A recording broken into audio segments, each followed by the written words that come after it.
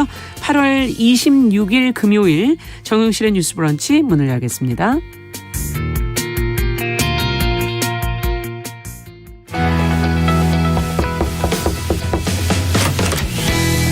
청년 여성의 눈으로 세상을 봅니다. 정용실의 뉴스 브런치 주간 똑똑똑. 네, 사회 현상에 대한 청년 세대 여성들의 색다른 시각을 귀 기울여 듣는 시간입니다. 주간 똑똑똑. 오늘도 두 분과 함께하겠습니다. 개관올레 이진송 편집장 안녕하세요. 안녕하세요. 네, 청소년 페미니스트 네트워크 BT의 최유경 활동가 안녕하세요. 안녕하세요. 자, 오늘 이 소녀시대 활동을 통해서 대중문화와 여성 혐오 등을 좀 얘기해 보려고 하는데 왜 이 주제를 정했나? 뜻밖인데? 이렇게 생각하시는 청취자분들도 계실 것 같습니다.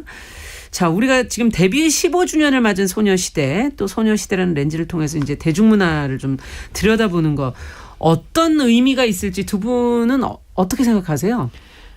네, 우선은 소녀시대에 대해서 간략하게 설명을 좀 하면요. 네. SM 엔터테인먼트의 걸그룹이고 2007년에 데뷔를 했습니다. 그 당시에 이제 9인조로 데뷔를 했고 얼마 전에 데뷔 15주년을 맞아서 5년 만에 컴백을 했는데요. 그렇죠. 소녀시대의 경우에는 사실 모르는 분들이 없을 정도로 이제 데뷔 직후부터 선풍적인 인기를 누렸고 삼촌팬이라는 단어를 탄생시키면서 아이돌 팬덤의 맞아요. 범위를 넓혔죠. 그 전까지 맞아요. 아이돌 문화라는 거는 10대 여학생들의 것으로 많이 여겨졌었는데요. 그런가 하면은 또 2016년에 이제 학생들이 이화여대 학생들이 학내 시위 문화 현장에서 다시 만난 세계를 부르면서 약간 새 시대의 어떤 노래이자 그리고 소녀시대라는 그룹이 어떤 새로운 상징성으로 독해되는 그런 일들이 있었는데요. 그러네요. 이제는 이들이 좀 주체적인 문화예술계 전문가로 인식이 바뀌고 있습니다. 이제 K-팝이라는 게 어린 나이가 자본인 산업인데요. 네. 특히 걸그룹은 이런 기준이 더 가혹해서 공정거래위원회 표준계약서의 기준인 최장 7년을 넘으면 그룹 활동을 이어나가지 못하는 경우가 굉장히 많아요. 그래서 걸그룹 7년차 징크스라는 말도 있을 정도인데요. 그렇군요. 네네. 소녀시대는 몇몇 멤버들이 다른 기획사로 소속을 옮기고 개인 활동을 시작했지만 그래도 활동을 이어나갔고 이번에 완전체로 복귀를 했어요. 이제 현재로서는 최장수 걸그룹이라고도 할 수 있는데 걸그룹. 네. 이런 점들을 볼 때 이제 숙련된 퍼포먼스나 이제 팬들의 변함없는 지지 같은 것들을 보면 단순히 어리고 예쁜 것만이 여성 공연 예술가의 경쟁력이 아님을 입증했다고도 볼 수 있습니다. 여성 아이돌의 어떤 새로운 문을 열은 격이다 이렇게 지금 해석해 주신 건데 최유경 활동가께서는 어떻게 보세요?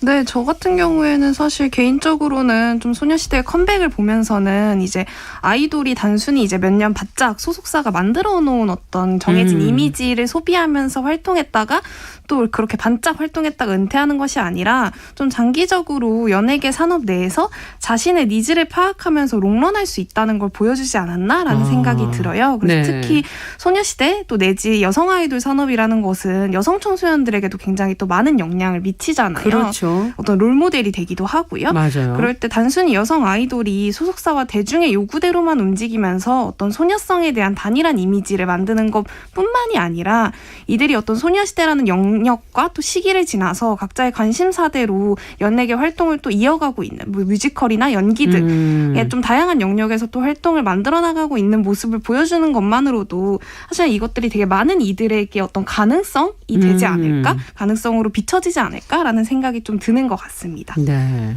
자, 그렇다면 지금 이제 의미와 이유를 이렇게 좀 찾아주셨는데 우리나라 대중문화에서 소녀시대가 갖는 상징성, 영향력 이거는 정말 이제 크다는 생각이 드는데 네. 가장 중요한 걸 어떤 거로 보시는지.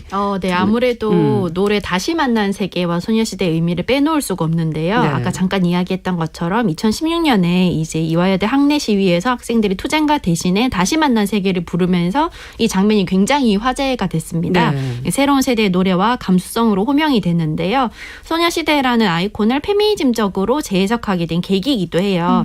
그 이전까지 걸그룹이란 사회가 요구하는 혹은 이상화하는 여성상을 그대로 재현하고 실천하는 그냥 수동적인 존재로만 여겨졌거든요. 여성들에게는 이렇게 되어야 한다라는 좀 비현실적인 여성상을 제시하는 존재로 여겨지기도 했고 예. 남성들에게는 성적 대상화되어서 즐거움을 위한 볼거리로서만 인식되는 경향이 있었어요.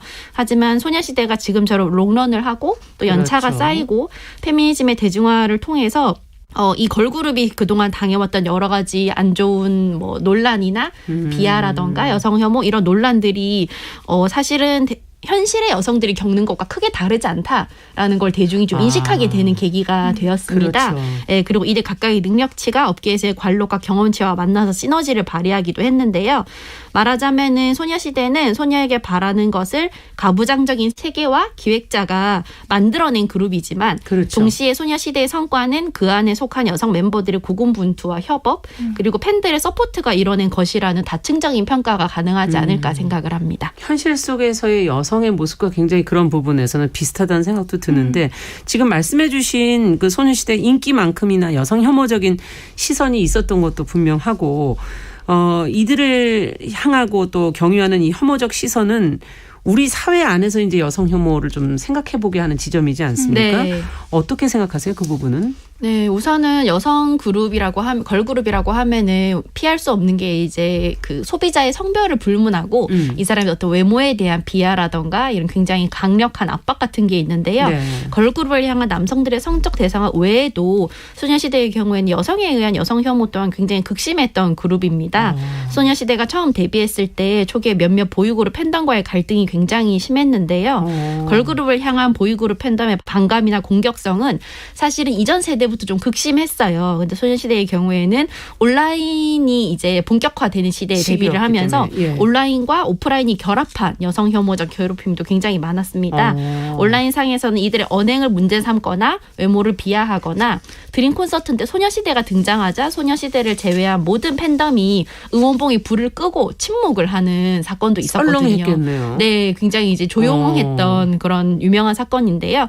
태연의 경우에도 당시에는 고민 척하는 여우라는 말의 대표 주자로 꼽히면서 팬 서비스를 잘하는 모습이나 리더의 역할에 대해서 고민하는 모습마저 여우 같다. 뭐 이러면서 온라인상에서 굉장히 비난을 많이 받았던 멤버이기도 해요. 그런가 하면 소녀시대 멤버들이 데뷔 후에 시간이 흘러서 20대 중반에 입이자 이제 소녀가 아니다. 뭐 처녀시대다, 숙녀시대다 이 얘기 이런 들어본 식으로 것 같아요. 네, 기사가 나오는 등 네. 이들이 더 이상 어리지 않아서 상품성을 상실했다는 식의 그런 말들도 공공연하게 이제 좀 유통이 되었었습니다. 이거는 최혜경 활동가께서는 어떻게 보세요? 네, 사실은 최근에는 이제 뭐 K-팝이라는 단어가 등장하고 팬문화가 굉장히 좀 활성화되면서 예전에는 사실 지금보다는 아티스트와 팬과의 거리도 가깝고 어떤 인터넷 문화에 대한 큰 고민이나 실천들이 없었던 걸로 알고 있어요. 그렇다 보니까 이런 맥락들 속에서 사실은 여성 아이돌을 향한 악플이나 테러 같은 것들이 굉장히 좀 규제나 어떤 검열 없이 굉장히 좀 심화되는 맥락들이 있었다고 저는 느껴요. 하지만 사실 아이돌들이 겪는 어떤 여성 혐오적인 관례나 혹은 위험들은 사실 아이돌들이 지금 굉장히 빡센 어떤 경쟁 구조 속에서 지금 당장 여성 혐오를 지적하지 않는 방법으로라도 성공해야 한다라는 이유로 그런 여성 혐오들은 곧잘 묵인이 되거든요. 하지만 이와 관련해서 이제 황효진 칼럼니스트의 말을 좀 빌리고 싶었는데요. 그럴 때 황효진 칼럼니스트는 아이돌의 성공은 팬들에게 달려있는 게 아니라 기획사가 이들을 내놓는 순간에 달려있다. 아이돌의 인생은 아이돌의 인생이고 아이돌의 성공을 팬들이 대신 책임져 줄 수는 없다. 무엇보다 대중적으로 성공을 하고 나면 과연 여성 혐오의 구조에서 빠져나올 수 있나? 소녀시대나 수지가 여성 혐오에서 자유로운가? 라는 말씀을 해주셨거든요. 그래서 그럴 때 저는 어떤 소녀시대가 당연히 굉장히 큰 성공과 또 의미들을 이룩해 냈지만 동시에 이들이 사실은 어쨌든 이름부터가 소녀시대잖아요. 그렇죠. 그럴 때 이들의 어떤 여성 혐오적 구조 같은 것들도 사실은 계속해서 지속적으로 고민해야 되는 부분 아닐까라는 생각이 좀 듭니다. 네. 두 번 말씀을 들으면서 소녀시대가 이제 무대에서 활동했던 모습을 이제 떠올려 보게 됐는데 우리 사회가 요구하는 여성성을 좀 수용하는 듯한 모습을 보였던 그런 시기들도 있었던 것 같고 좀 벗어나려는 노력을 보이는 그런 때도 있었던 것 같고 두 분은 어떤 활동을 좀 인상적으로 보셨는지 어떤 게 떠오르십니까? 네. 소녀시대의 경우에는 이제 온 국민이 알았던 노래 지라던가 네. 소원을 말해봐처럼 이제 다리를 강조한 안무라던가 아니면 오빠를 외치는 모습이 사실은 많이 부각이 되었는데요. 사실은 다크소시 혹은 블랙소시라고도 불리는 좀 다른 콘셉트도 시도를 많이 한 그룹이에요. 그리고 메인 댄서 효연 씨의 경우에는 춤을 잘 추기 위해서 근력 운동을 굉장히 열심히 했는데 처음에는 걸그룹에게 주어진 안무에 실망해서 내가 사탕이나 흔들려고 이렇게 열심히 운동을 했나 하는 회의를 느끼기도 했다고 해요. 네. 하지만 꾸준한 활동과 개개인의 성취가 만나서 이들이 각자의 영역에서 점점 더 주도권을 쥐고 자기가 원하는 것 그리고 자신이 잘할 수 있는 것들을 펼쳐나가는 활동을 하게 되었고요. 이번 노래의 경우 이제 포에버 원이라는 노래로 컴백을 했는데 네. 사랑을 말하거나 다른 대상을 독려하던 과거와 달리 자신들의 지나온 시간을 축하하고 앞으로의 미래를 약속하는 서사라는 점에서 좀 감동적이었다고 볼 수 있습니다. 다르군요, 조금은. 네. 어떻게 보세요? 사실은 제가 앞서도 말씀드렸지만 사실 소녀시대가 굉장히 만든 의미들이 있지만 사실 소녀시대 자체가 소녀라는 아이콘을 굉장히 사회적으로 강화하려고 하는 시도이기도 했거든요. 이를테면 소녀시대 유리를 모델로 내세웠던 화장품 광고는 뭐 피부 고민을 한 방에 해결한다는 메시지를 전하려고 명품백이 갖고 싶을 때는 남자친구를 이라는 굉장히 여성혐오적 카피를 사용하면서 이제 여성들이 주체적으로 행동하는 것이 아니라 어떤 남자친구에 기대서 남성 그렇죠. 애인에게 기대서 어떤 것들을 얻으려고 한다. 어떤 이런 식의 꽃뱀 서사 같은 것들을 만들어내면서 좀 논란에 휩싸이기도 했어요. 그리고 좀 초기 활동은 대부분 소녀시대라는 이름처럼 소녀스러움을 굉장히 강조한 컨셉들이었거든요. 네. 하지만 이제 최근에 이제 15주년 맞이 컴백을 하면서 멤버 수영이 인터뷰 프로그램에 나와서 이야기하는 걸 또 보면 키신유나 뭐 라이언하트 같이 상대적으로 여성스러움을 강조하는 곡은 보는 사람은 몰라도 하는 사람은 별로 재미가 없었다라고 이야기를 하기도 하거든요. 예.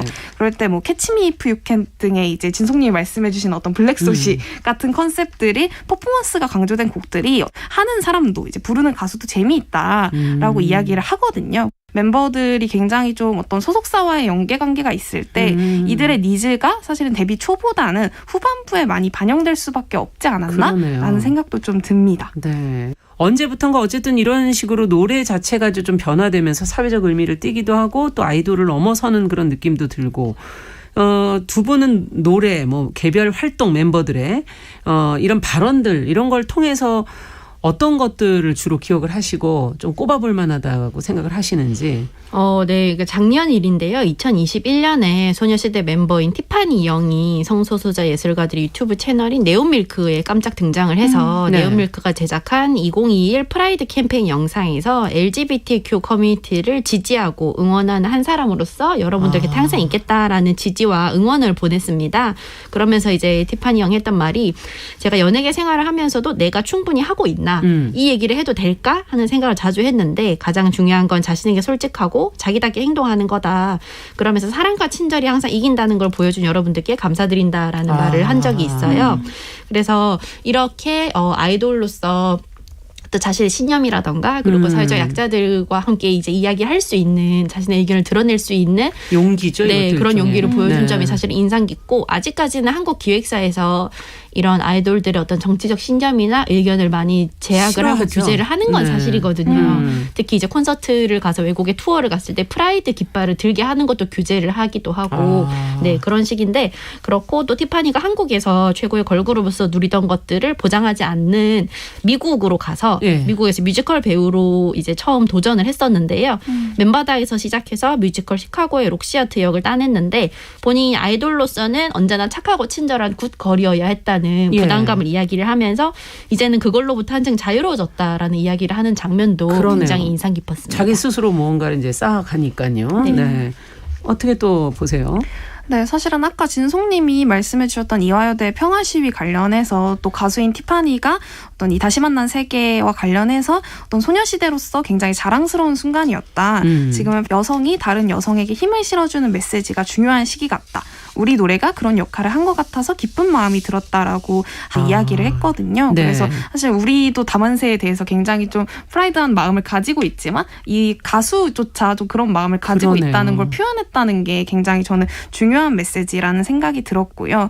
혹은 이제 멤버 수영 같은 경우에는 본인의 개인 리얼리티를 촬영하면서 한창 이제 어떤 논란과 인기를 끌었던 82년생 김지영이라는 네. 책에 관해서 여자니까 당연하게 생각했던 관례들이 불평등하게 느껴졌다. 보였다라면서 이제 나는 사실 방송에 나와서 이렇게 진지한 얘기를 해본 적이 없고 연예인이 방송에 나와서 심각한 얘기를 하는 게 되게 안 좋아 보였다라는 어떤 일종의 고백을 하거든요. 그러네요. 그래서 사실은 이 82년생 김지영이라는 책 자체가 굉장히 많은 여성 아이돌들과 연예인들에게 또 어떤 검열의 수단이 되기도 했었잖아요. 맞아요. 그래서 그럼에도 불구하고 이 사람이 이것에 대해서 이야기한 것이 좀 되게 용기 있는 일이었다라는 생각이 들고 저는 아이돌 역시 그 자체로 아티스트일 수 있다고 생각하지만 동시에 사실은 소속사나 계약 어쨌든 대중의 시선들 그렇죠. 같은 것들이 다층적으로 엮여서 개인이 드러내거나 표현할 수 있는 것이 굉장히 좀 한계적이라는 지점이 있잖아요. 네. 그런 면에서 사실은 지금 소녀시대에 두드러지는 어떤 페미니즘적 변화는 사실 한순간에 이루어진 것이라기보다는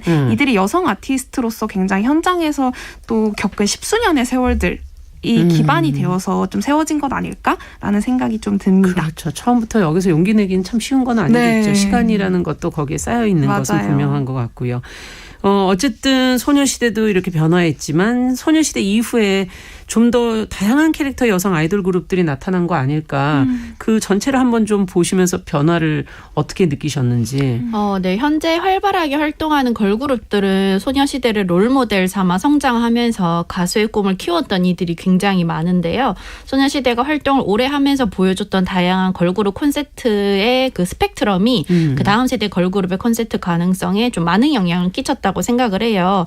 한동안은 소녀시대를 오마주한 그 소녀 콘셉트의 걸그룹이 굉장히 많았고 예. 이게 이제 유행을 할 때가 있었어요. 예. 한 15년 전후로 해서.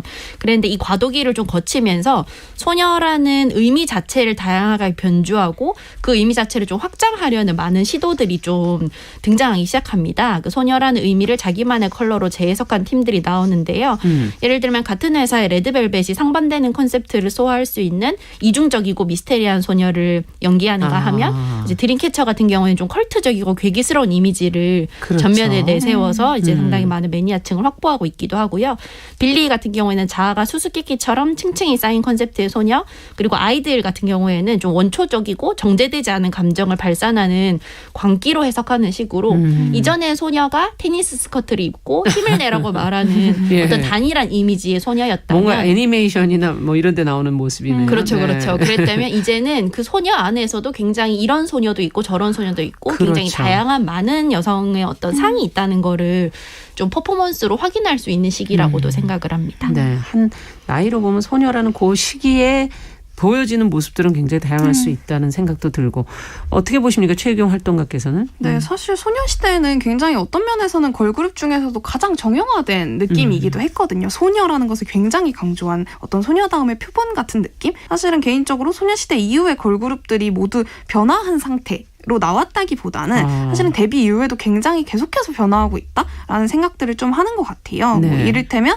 JYP의 이제 3세대 걸그룹의 대표 주자인 트와이스는 예. 히트곡인 이제 치얼업이라는 곡에서 여자가 쉽게 맘을 주면 안 돼라는 가사를 부르면서 사실은 다소 이것이 시대상과 맞지는 않다라는 평가를 받았었는데 그 이후에는 또 팬시라는 곡을 발매하면서 누가 먼저 좋아하면 어때? 뭐 이런 식의 또 가사를 부르기도 했거든요.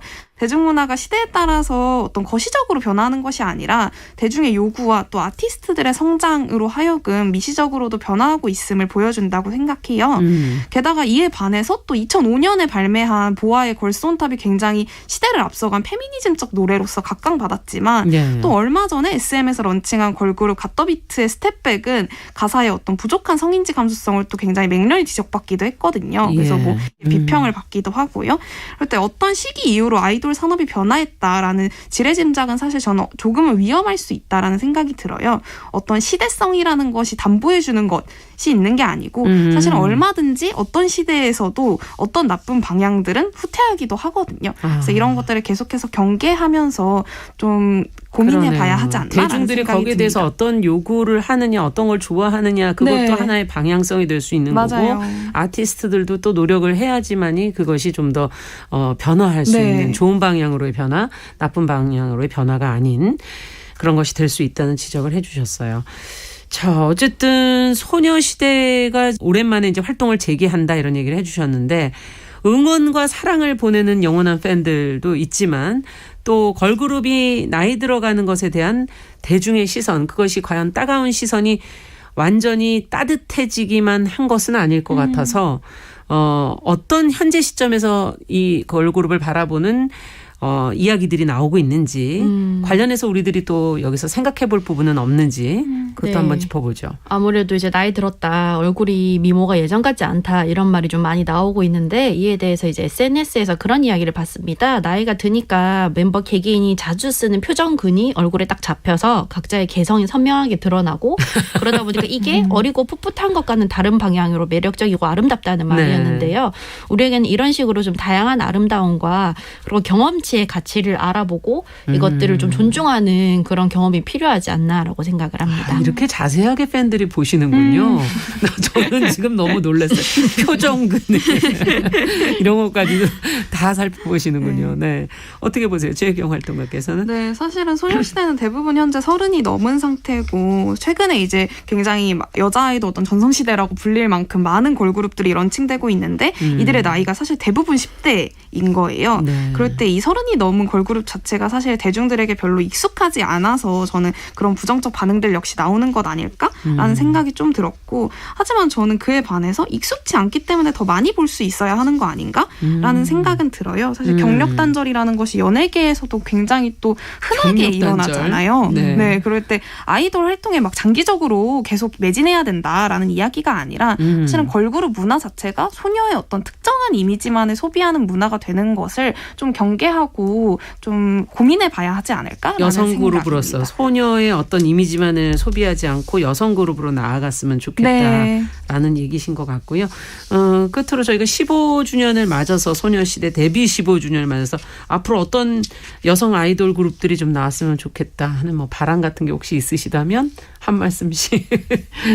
예, 사실 저는 뭐 어떤 그룹이 나왔으면 좋겠다 그런 어떤 기획자적인 생각보다는 소비자의 입장에서는 지금 활동하고 있는 아이돌이 좀 더 안전하고 평화롭게 활동할 수 있는 환경이 좀 되었으면 좋겠다라는 생각을 가장 많이 하고 있습니다. 네. 네, 사실 저도 약간 소녀시대 어떤 15주년을 맞아서 어떤 걸그룹의 역사를 보면 또 굉장히 최근에 런칭되는 걸그룹들이 뭐 가장 어린 사람 뭐 한 15세 정도이기도 하거든요. 그래서 그럴 때 굉장히 좀 걸그룹 어떤 소녀시대 15주년을 맞아서 걸그룹들의 어떤 문화나 또 안전성에 대해서 계속해서 좀 고민해 봐야 하지 않을까? 이들이 안전하고 좀 건강하게 활동할 수 있는 방법 역시 좀 인기만큼이나 모색해 봐야 하지 않을까라는 생각이 좀 드는 것 같습니다. 팬들, 진정한 팬들이라면 또 무엇을 또 이들을 위해 생각해야 될지도 네. 같이 한번 생각해 보게 되는 그런 시간이었던 것 같습니다. 주간 똑똑똑 오늘은 데뷔 15주년을 맞은 여성 아이돌 그룹 소녀시대의 사회문화적인 영향력, 또 이들을 통해서 본 대중문화 속의 여성 혐오 등에 관해서 이야기 나눠봤습니다. 청소년 페미니스트 네트워크 BT의 최혜경 활동가, 개관호의 이진송 편집장 두 분과 함께했습니다. 감사합니다. 감사합니다. 네, 정용실의 뉴스 브런치 1부 마치고 저는 잠시 후에 돌아오겠습니다.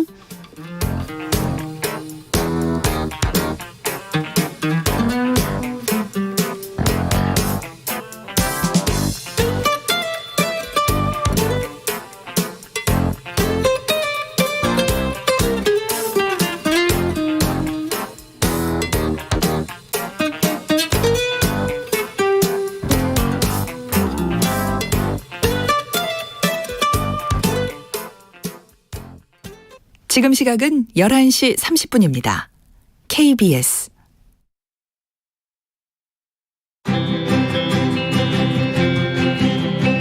누군가는 아깝다고 생각할 우리 사회의 다양한 비용들과 푼돈들, 삶의 전선에서 최선을 다하고 살아가는 우리의 모습도 제 몫에 맞는 평가와 그에 합당한 시선이 좀 필요한 시점이 아닌가 하는 생각을 하층이다, 이층이다 이거는 네. 순전히 사람의 그 잣대로 이야기를